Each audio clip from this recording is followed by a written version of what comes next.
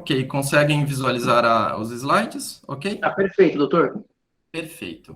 Bom, então, para a gente fechar o primeiro dia do simpósio, né, vamos conversar um pouquinho sobre hipercalemia. É um dos assuntos, um assunto bem complicado para a gente fechar um sábado à tarde, mas vamos conseguir trabalhar um pouquinho aqui com esse tema. Bom, antes da gente falar sobre a conduta mesmo na sala de emergência de hipercalemia, é importante a gente falar um pouquinho sobre a fisiologia do potássio e um pouquinho sobre as etiologias também da hipercalemia. Bom, o potássio, ele é o principal íon do intracelular. Então, existe uma bomba chamada sódio-potássio ATPase, que ela fica constantemente trazendo sódio para fora para o extracelular e o potássio para dentro da célula, para o intracelular. Tanto é verdade que as concentrações de sódio e potássio, elas são semelhantes, lógico. Dentro da célula, o potássio tem cerca de 140 mEq, e fora da célula, o sódio, que por sua vez tem cerca de 140 mEq. Como a gente não dosa o potássio de dentro da célula, né, a gente dosa o potássio do extracelular, a calemia plasmática, né, a nossa dosagem plasmática do potássio, ela vai ficar em torno de 4 mEq, sendo aí de 3,5 a 5,5. Então, o meu diagnóstico de hipercalemia vai ser quando esse potássio for superior a 5,5 mEq por litro. Bom, o nosso potássio, ele fica reservado em determinadas células no nosso organismo. A grande maioria está dentro dos músculos, das células musculares, dos miócitos, tá? Cerca de 3.000 mEq. Os demais estão nas hemácias e no fígado. Isso vai ser importante também para a gente falar sobre alguns diagnósticos, né, algumas etiologias da hipercalemia, como, por exemplo, a rabdomiólise, que é a lise, né, do miócito, que vai jogar fora potássio para a nossa circulação sanguínea, e também numa hemólise maciça também a gente pode fazer uma hipercalemia. Bom, e como que funciona a regulação da calemia? Quase todo o potássio que a gente ingere numa alimentação, se a gente tiver um trato gastrointestinal funcional, ele é absorvido. Então, a gente consome cerca de 40 a 150 mEq de potássio por dia e todo ele é absorvido.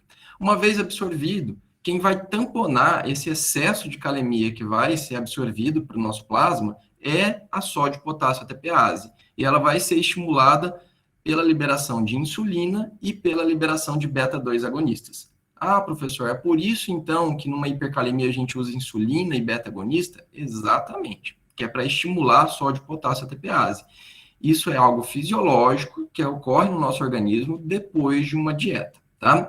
E numa hipercalemia, né, numa situação de hipercalemia, a gente pode manuseá-la dessa forma também.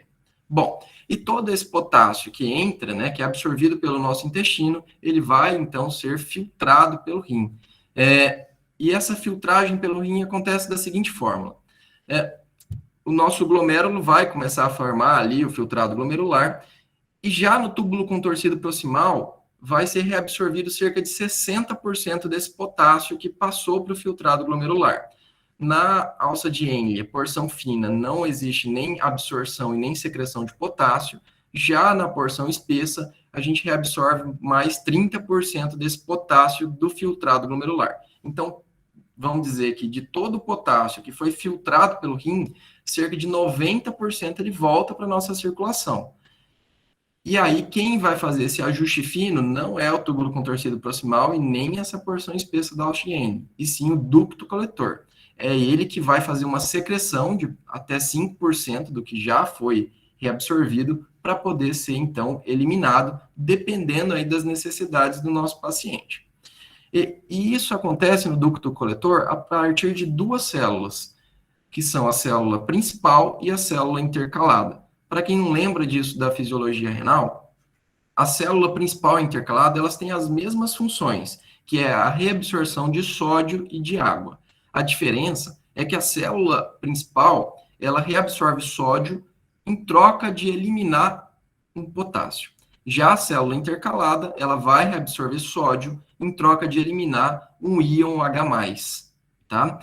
E a célula principal, ela é muito dependente de aldosterona. Daí mais uma situação de hipercalemia, porque quando a gente tem um bloqueio da aldosterona, por exemplo, usando espironolactona, que é um diurético, né, poupador de potássio, eu bloqueio essa célula principal e aí eu não vou fazer essa troca de sódio e potássio no ducto coletor, fazendo com que eu tenda a hipercalemia. Então, espironolactona, uma etiologia aí de hipercalemia. Bom, como que é a clínica da hipercalemia? Como eu disse no começo, né, o potássio, a principal sítio de armazenamento dele é no músculo. Então, os principais efeitos vão ser a nível muscular e a nível de condução cardíaca. Essas manifestações clínicas costumam acontecer depois de um potássio acima de 6,5, 7. Pode acontecer com níveis mais baixos se for uma elevação muito rápida, tá? Mas geralmente a gente vê esses pacientes assintomáticos. Eu mesmo no consultório de nefrologia, vira e mexe, a gente tem pacientes lá que chegam com exames de 1 mês atrás com potássio de 6, que vêm encaminhados para o nefrologista, tá? Bom, e isso vai se manifestar com fraqueza muscular. Essa fraqueza muscular ela pode ocorrer também na hipocalemia. Então, tanto na hipo quanto na hipercalemia, fraqueza muscular e distúrbios de condução cardíaca. Bom, uma das questões muito legais de serem avaliadas na urgência e emergência são as alterações no eletrocardiograma da hipercalemia. Então, aqui eu trouxe para vocês a sequência de alterações, né, conforme o aumento da calemia. No primeiro, a gente consegue ver o eletrocardiograma normal. A gente tem a onda P, o complexo QRS e a onda T. Quando a gente tem um potássio já em torno de 6, essa onda T começa a ficar apiculada. É até por isso que a gente brinca, né, que a onda T seria a tenda do potássio. Ela apicula na hipercalemia e ela se aplana na hipocalemia, tá? Com o potássio já em torno de 8, essa onda T ela vai ficar mais apiculada ainda e eu começo já a achatar a minha onda P. Com potássio em torno de 10, eu já tenho uma onda T bastante apiculada, uma onda P ausente e eu começo a alargar o meu complexo QRS. Com potássio em torno de 12, já seria o extremo dessas alterações, né? O complexo QRS já perdendo toda a sua morfologia, bastante alargado, uma onda T bastante apiculada, que a gente já confunde ali com o complexo QRS, e por fim, um potássio maior que 12, já aí um ritmo pré-parada, né? Um ritmo sinusoidal. É até interessante que a gente consegue visualizar essas alterações no próprio monitor, né, na urgência e emergência. Eu já tive o prazer de ver isso acontecendo de trás para frente. Por exemplo, numa urgência dialítica devido a uma hipercalemia, eu já tive pacientes com potássio ali em torno de 10 a 12, né, que já tinham praticamente um ritmo sinusoidal, e durante a hemodiálise a gente consegue ir acompanhando no monitor todas as alterações regredindo até eu voltar ao eletrocardiograma normal. Tá? Isso é bastante prazeroso para o nefrologista. Bom, além de fazer essas alterações do complexo QRS, da onda P e onda T, eu também posso ter a normalidade de condução e arritmias cardíacas. É por isso que no paciente que já é um cardiopata, que ele já tem algum problema de arritmia cardíaca ou de condução cardíaca, esse paciente eu preciso manusear muito bem seu potássio. Então, no pós-operatório de cirurgia cardíaca, um paciente cardiopata, eu não posso permitir níveis de potássio muito elevados. Bom, agora que a gente já entendeu um pouquinho da clínica e o porquê que isso é uma urgência, vamos entender as etiologias da hipercalemia, porque também não dá para a gente falar de terapia sem entender da onde veio essa hipercalemia. Bom, as etiologias são diversas, mas existem dois grandes grupos aí nas etiologias da hipercalemia.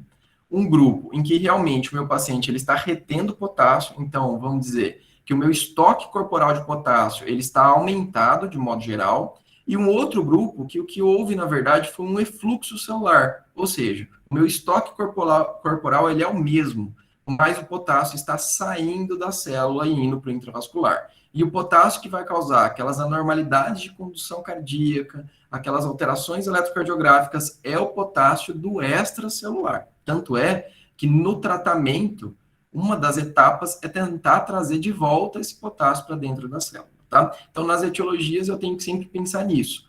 Realmente, eu tenho mais potássio no meu paciente ou é o potássio de dentro da célula que saiu, ok?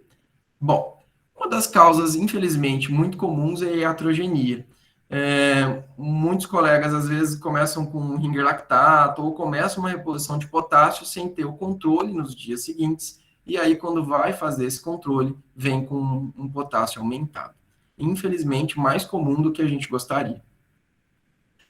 Outra grande causa importante dessa que você realmente tem retenção de potássio, né, que realmente você aumentou o seu estoque corporal, são as situações em que eu estou falhando com a minha célula principal do ducto coletor. Lembra dela? Ela é ativada pela presença da aldosterona. Então, qualquer situação em que eu tenho um bloqueio, né, do meu sistema renina, angiotensina, aldosterona, ou uma resistência nessa aldosterona, eu vou levar a retenção de potássio. Isso pode acontecer pelo uso de algumas medicações, a espironolactona é a principal delas, tá? Mas também pode acontecer com o uso de Iecobra, é até por isso que a gente evita Iecobra já na falência renal, né? Já naquele paciente que é um renal crônico estádio 4, estádio 5 em tratamento conservador.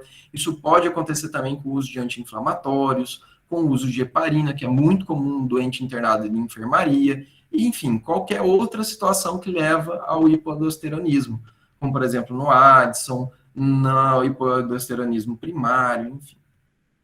Bom, a doença renal crônica e a lesão renal aguda, por si só, também podem fazer essa retenção de potássio por uma disfunção tubular. Lembra? O potássio ele é filtrado ali pelo glomérulo, ele é reabsorvido pelo túbulo contorcido proximal e pela porção espessa da alça de Henle e secretado no ducto coletor. Se eu estou perdendo néfron, se eu estou perdendo função renal, esse mecanismo para de funcionar e aquele meu ajuste fino do potássio não existe mais. Eu começo a reter potássio. É por isso que essa é a grande preocupação aí dos renais crônicos, tanto em segmento conservador quanto em hemodiálise, que falharam a diálise, por exemplo. Bom, qualquer etiologia de acidose metabólica também pode levar à hipercalemia. A gente tem algumas exceções, né? Por exemplo, nas acidoses tubulares renais tipo 1, tipo 2, em que vem com hipocalemia, na acidose por diarreia, em que eu vou ter perda de potássio pelas fezes, mas de modo geral, a acidose ela acompanha a hipercalemia. Isso por quê? Se o paciente ele tem acidose, ele vai ativar muito mais a célula intercalada no ducto coletor, tentando jogar fora esse excesso de íons H+, do que a célula principal. Isso vai acabar elevando ali a minha calemia, tá? E também, para tamponar as minhas células, eu vou trazer os íons H+, para dentro da célula e jogar fora íons de potássio para tentar reequilibrar esse meu paciente, tentar trazer o pH o mais próximo do normal. Só que isso vai gerar uma hipercalemia. Então, nas acidoses metabólicas, é muito comum, né, a gente encontrar uma hipercalemia. E o oposto também é verdadeiro. Nas alcaloses metabólicas, eu já vejo o oposto, uma hipocalemia. Bom, no paciente que tem politransfusão, ele também pode absorver potássio dessas hemácias. Como eu disse, as hemácias são ricas em potássio, e aí, se ele está sendo politransfundido, está entrando potássio na circulação desse doente. Bom, saindo aí das etiologias em que houve retenção de potássio, agora a gente vai falar das etiologias em que, na verdade, o potássio ele saiu de dentro da célula. Primeiro delas, que é até fisiológica, é o exercício físico. É normal que durante o exercício físico eu tenha uma elevação ali de até 0,4 max por litro de potássio, que tem um papel fisiológico importante como ação vasodilatadora. É por isso que a gente sente cãibra quando a gente tem uma hipocalemia. Então, o paciente que ele tem uma hipocalemia, ele vai fazer uma atividade física, ele não consegue liberar potássio suficiente para fazer esse efeito vasodilatador, e aí ele pode sentir cãibra, tá? Um exercício físico vigoroso, ele também pode gerar uma rabdomiólise, e aí liberar esse potássio de dentro da célula muscular para o extracelular. Bom, como eu disse, a sódio, potássio, ATPase, ela funciona através, né, da liberação de insulina ou beta-agonistas.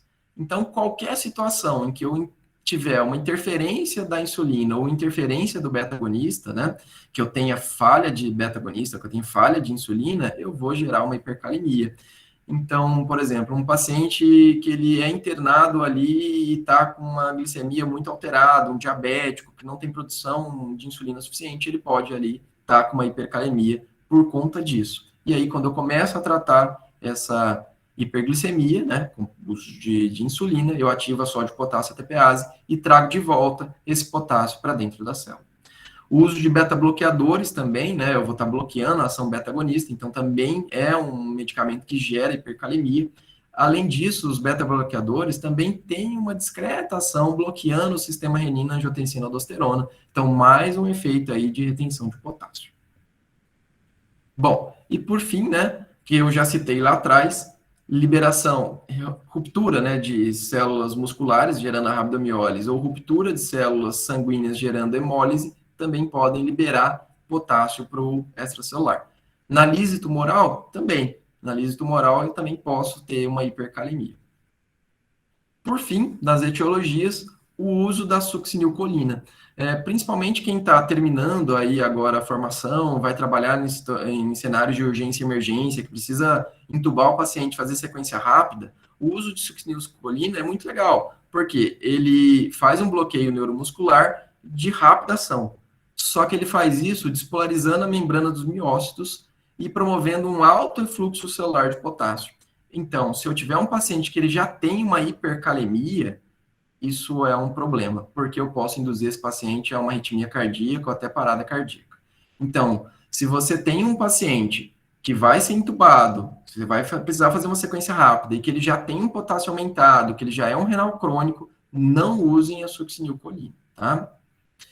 Por fim, gente, mas não menos importante, a gente tem que falar da pseudohipercalemia, que é quando você fica com o sangue muito tempo parado antes de ser processado pelo laboratório, ou quando o técnico do laboratório fez um garroteamento muito maciço ali, muito apertado no antebraço do paciente, que contraiu muito tempo esse antebraço. Eu posso ter ali um potássio falsamente aumentado, tá? Bom, agora que a gente já conhece as principais etiologias, como que a gente trabalha na sala de emergência? Pessoal, chegou um paciente com hipercalemia. Primeiro, eu tenho que pensar qual que é o risco daquela hipercalemia, tá? Então não é para ficar louco. Olha, o paciente está com 5,6 e agora, meu Deus, liga para o nefro, chama diálise. Não, vamos raciocinar. Lembra que eu falei que os sintomas só aparecem depois de 6,5, 7 de potássio? Então, assim, olha, com 5,5 a 6,5 de potássio, se é, por exemplo, um renal crônico, né, que ele já vai fazer hemodiálise naquele dia, se é um paciente que está, por exemplo, que ele estava usando espironolactona, beta-bloqueador, IECA, BRA, enfim, são pacientes que vão ser manejados ali, vamos dizer, pode ser até de maneira ambulatorial, se for um potássio ali em torno de 5,5 a 6, tá? Não tem necessidade de fazer muitas coisas. Agora, esse cenário muda se eu já tiver alterações eletrocardiográficas, e isso acontece quando esse potássio já está ali acima de 6,5, 7. Então, primeira medida, e isso é uma questão clássica de prova de residência. Primeira medida é fazer um eletrocardiograma. Chegou um doente com hipercalemia, eu faço um eletrocardiograma. Por quê? Se existe já alguma alteração eletrocardiográfica, eu tenho que proteger essa fibra do meu miocárdio. Tá? Como que eu faço essa estabilização da fibra do miocárdio? Eu faço uma reposição de cálcio. A reposição de cálcio é feita com gliconato de cálcio, 10%. Eu faço essa ampola em injeção lenta, tá? De 2 a 3 minutos essa injeção. A ação é imediata e ela dura de 30 a 60 minutos. O ideal é que você acabou de fazer a ampolinha do cálcio, com uma ação imediata, você repete o eletrocardiograma ou olha no monitor para ver se aquela alteração eletrocardiográfica já melhorou. Essa é a principal ação que eu tenho que ter na hipercalemia. Se eu não fizer isso como primeiro passo, esse paciente pode fazer uma arritmia cardíaca e evoluir, infelizmente, a óbito, tá? Então, primeiro, estabilizem a fibra do miocárdio, tá? Reposição de cálcio. Se necessário, né, se eu já fiz a reposição e o paciente ainda tem alteração eletrocardiográfica, eu posso repeti-la mais uma vez, tá? Faço de novo outra injeção ali de gliconato de cálcio a 10%, ok? Então, esse é o primeiro passo. Bom, segundo passo, lembra que eu disse que o potássio que leva o paciente ao risco é o potássio que está no extracelular. Então, se eu tiver alguma forma de trazer ele para dentro da célula, eu consigo proteger o meu doente. Lembram também que o que faz o potássio entrar dentro da célula é a sódio-potássio ATPase. Então, eu tenho que ativar a sódio-potássio ATPase. Gente, com o que eu ativo a sódio-potássio ATPase? Insulina e beta-agonista. Problema: se eu der insulina para o meu paciente, ele vai tender a uma hipoglicemia. Eu posso até levar o meu paciente a um coma ou até uma parada cardíaca por hipoglicemia. Então, é por isso que eu dou glicose e insulina, justamente para que ele não faça uma hipoglicemia, tá? É por isso que a gente usa a glicoinsulinoterapia. Mais uma atenção, pessoal. Se esse paciente ele já tiver uma glicemia maior do que 250, eu não preciso dar glicose para ele. A insulina já estaria indicada para eu poder reverter aquela hiperglicemia. Então, um doente que já tem hiperglicemia maior que 250, é só dar insulina. Eu já vi muitos colegas fazendo glicoinsulina nesses casos. Tá errado, tá? É só insulina mesmo. Bom, a glicoinsulina ela tem uma ação que começa ali em torno de 10 a 20 minutos. Nesse tempo você já fez o cálcio, né? O cálcio tem uma validade ali de 30 a 60 minutos, então com 10 a 20 minutos ali começou a agir a glicoinsulina, você já conseguiu reduzir a sua calemia e tirou esse doente de risco definitivo, tá? Então esse gliconato de cálcio nem vai repetir, porque eu já estou tirando ele da urgência, tá? O efeito da glicoinsulina dura de 4 a 6 horas, então assim, às vezes em enfermaria, né? O pessoal me pergunta, professor, eu vou deixar essa glicoinsulina como? Olha, se é um doente que ele vai demorar para ele perder esse excesso de potássio, você pode deixar a glicoinsulina de 6 em 6 horas, porque é quando ela perde seu efeito. E ela consegue reduzir de meio ponto a 1,2 pontos na minha calemia, tá? Então, um doente que tem lá 7 de potássio, por exemplo, eu consigo trazer para 6, tirando ele aí de risco. Só com a glicoinsulina. Mas eu tenho também a ação beta-2 agonista. Eu posso fazer nebulização, né, com salbutamol e eu consigo reduzir também a minha calemia. A sua ação é um pouco mais demorada, por isso que a prioridade é fazer o cálcio e depois a glicoinsulina, tá? A ação demora pelo menos uns 90 minutos e ela dura também em torno de 4 a 6 horas. Reduz um pouco mais a calemia, pode chegar a reduzir até 1,5 ponto. E aqui, galera, é qualquer beta-agonista, tá? Eu posso fazer terbutalina subcutâneo, eu posso fazer nebulização, né, com salbutamol, a própria noradrenalina, ela tem ação adrenérgica, então ela também reduz, né, o potássio de uma forma ou de outra. O que não adianta é fazer nebulização com hipatrópio, tá? Então, colocar atrovente, fazer uma inalação pensando em reduzir calemia, isso também é um equívoco e, infelizmente, eu vejo colegas fazendo dessa maneira, tá? Então, por exemplo, se você está diante de um doente que ele tem uma doença arterial coronariana e você está com medo de fazer o beta-agonista, com razão, né? Não adianta fazer nebulização com hipatrópio, tá? Aí você vai priorizar ali a glicoinsulina. Por fim, pessoal, um outro passo para você tentar trazer esse potássio para dentro da célula é usando bicarbonato. Mas aqui um adendo, tá? Essa ação só tem validade se o meu doente ele já estiver diante de uma situação de acidose, tá? Se for uma acidose metabólica, eu posso dar bicarbonato para ele, que aí sim eu vou conseguir reduzir esse potássio. Cada vez menos na medicina a gente tem utilizado bicarbonato, tá? Por várias situações, por vários problemas que esse bicarbonato pode me gerar, tá? Mas num paciente, por exemplo, um doente que ele tem uma boa diurese, um doente que ele está com uma acidose hiperclorêmica, um doente que ele está com uma hipercalemia e eu não tenho outra forma agora, né, de reduzir essa hipercalemia e ele está com acidose, vale a pena eu fazer bicarbonato. Quem me conhece no Hospital do Câncer, a gente faz essa conduta meio que muitas vezes, porque lá existe lise tumoral, lá existe doentes, né, já com uma lesão renal aguda mais importante, então a gente acaba utilizando um pouco mais do que nos outros hospitais o bicarbonato, tá? Mas se o doente não tiver acidose, não adianta dar o bicarbonato, tá? Você só vai ter os efeitos deletérios dele, tá bom? E outro ponto importante, se é um doente que ele está em ventilação mecânica e ele está ali com uma acidose respiratória, só de você ajustar os parâmetros da ventilação mecânica e reestabelecer o pH, eu posso já melhorar essa calemia. Nesse doente, eu não vou indicar o bicarbonato, eu vou indicar ajuste da ventilação mecânica, tá? Bom, por fim, eu já tirei o meu doente da urgência fazendo o gliconato de cálcio, eu já trouxe esse potássio para dentro da célula para que ele não volte a ficar alto, agora eu vou avaliar a minha etiologia. Se eu estou diante de uma etiologia que eu retive potássio, agora é a hora de eu jogar esse potássio fora, tá? Como que eu jogo esse potássio fora? A principal forma é usando diuréticos, tanto a hidroclorotiazida, né, os tiazídicos de modo geral, quanto os diuréticos de alça, entenda a furosemida, tá? Numa situação de urgência, eu vou usar a furosemida, porque ela é muito mais eficaz em jogar esse excesso de potássio fora. Ah, professor, mas o meu paciente ele está desidratado. Se o seu doente estiver desidratado, você não vai dar furosemida para ele. Você pode fazer uma expansão, deixar ele euvolêmico, até tendendo à hipervolemia, e aí sim você faria o diurético.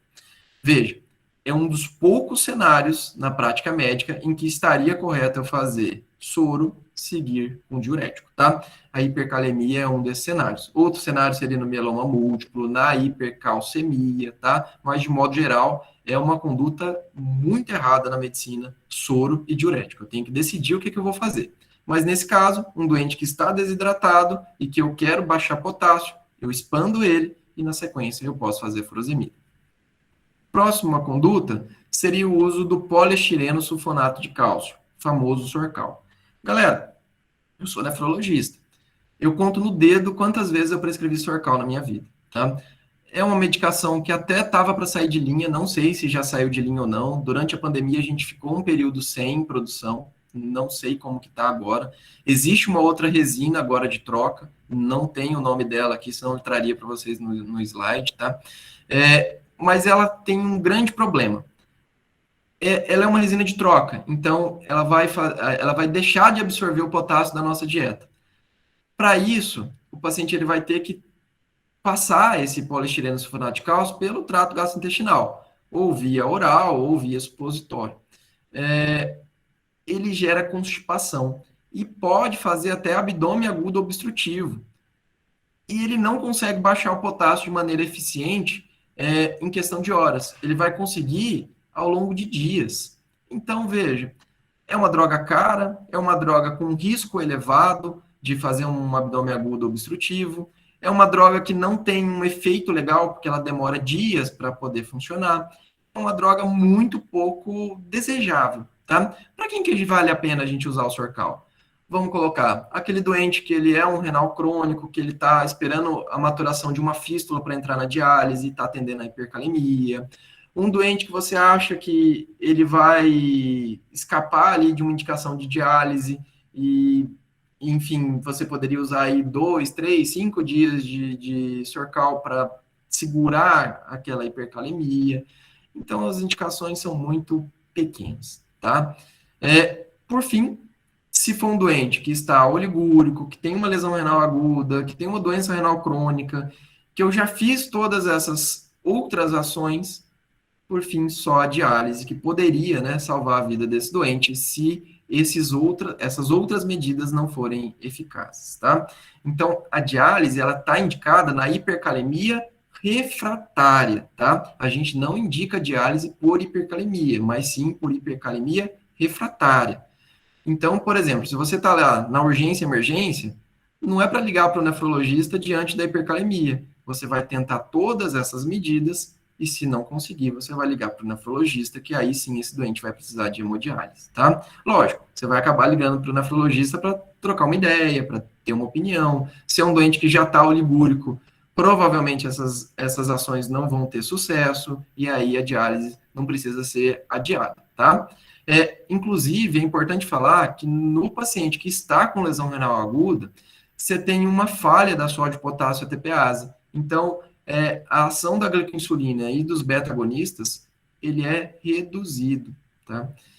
Por outro lado, se é um paciente que ele já vai fazer a hemodiálise e eu estou usando glicoinsulina e beta-agonista, a diálise, ela só tira o potássio do extracelular. Então, olha só que problema que a gente pode gerar para o nefrologista. Eu trago esse potássio para dentro da célula e aí eu faço a diálise com potássio fora da célula baixo. Acabou a diálise, acaba-se o efeito da glicoinsulina, né, e do beta-agonista, que é de 4 a 6 horas, que é o tempo aí de uma sessão de diálise, e aí aquele paciente volta a ficar com hipercalemia depois da sessão de diálise. Então, é muito importante no doente que vai fazer hemodiálise, você conversar com o nefrologista para saber que horas que essa hemodiálise vai ser realizada.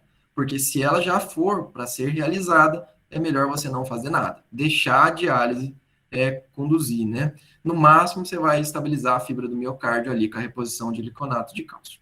Bom, pessoal, os outros slides aqui é um resumo disso que eu já falei. Depois eu vou passar os slides para os organizadores e que podem passar aí para os demais, tá? É uma aula curtinha, obrigado pela atenção, espero que tenham aprendido um pouquinho aí, e fico agora aberto às perguntas. Obrigada, prof, pela aula, foi muito bem dada, muito bem sistematizada, como sempre, né? Eu vou ler aqui as perguntas que mandaram no chat, se tiverem mais perguntas podem enviar. Primeiro eu queria saber se esses medicamentos que podem precipitar a hipercalemia, como a succinilcolina, eles podem ser etiologia isolada desse distúrbio. Isolado, pode sim. Mas assim, se é um paciente que ele não tem uma hipercalemia, você vai usar a succinilcolina e ela vai gerar uma hipercalemia, mas é uma hipercalemia controlável, porque ela vai durar pouco tempo, tá? Agora, se é um doente que ele já está com hipercalemia, um doente que já tem ali um potássio 6,5, 6, e você vai dar aí mais um fluxo de potássio para o extracelular, você pode gerar uma arritmia. Então, se é um doente renal, você já saiba que é um doente renal, que já faça diálise ou que já tenha uma alteração de função renal, não use succinilcolina, tá? Ok, prof. A Laura Rodrigues perguntou se o Berotec pode ser, por ser um beta-agonista, pode ajudar na hipercalemia. Eu acredito que o senhor já tenha respondido Sim, isso sim. na aula. O Berotex é o de linha agora, né? Acho que agora é só o fenoterol, o salbutamol. Tá bom, prof. A Rayane Assis perguntou a progressão das anormalidades no eletrocardiograma conforme o aumento do potássio é fidedigno em casos de aumento do íon de forma não aguda? De forma não aguda, eu posso ter alterações também. Mas, por exemplo, vamos dizer que o corpo meio que ele se readequa. Tanto é que, por exemplo, a gente que é nefrologista, aquilo que eu disse no começo, a gente não se espanta com potássio de 6, 6,5 no renal crônico que já é dialítico. Tanto é que a gente tem livro de nefrologia que fala um potássio até 6,5 pré-diálise, entenda bem, pré-diálise, tá? A gente pode considerar, entre aspas, um potássio normal. Lógico, é um doente que eu vou ter que ajustar a diálise dele, é um doente que talvez eu vou ter que mudar parâmetros da máquina de diálise, mas não é um potássio para eu me preocupar.